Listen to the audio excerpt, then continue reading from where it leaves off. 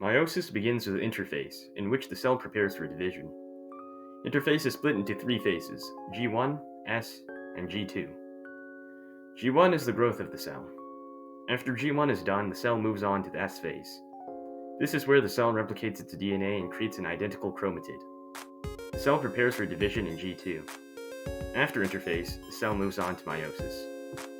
Meiosis is when an organism makes gametes, which is used for sexual reproduction. During sexual reproduction and fertilization, half of the male and half of the female's chromosomes fuse together in order to create an offspring. Therefore, in meiosis, division occurs twice, once to reduce the diploid cells to two haploid cells, and once to reduce the chromosome in the haploid cells into chromatids. Meiosis I is the first division that occurs.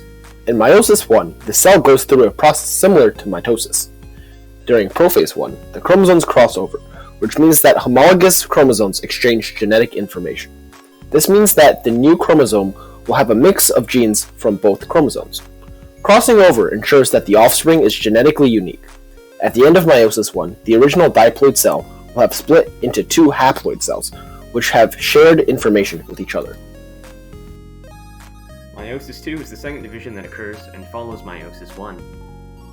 In meiosis II, each haploid cell is split into two haploid cells. The goal of meiosis II is to split the chromosome in both new cells into chromatids. By splitting the chromosome into two chromatids, the cell divides into two new cells.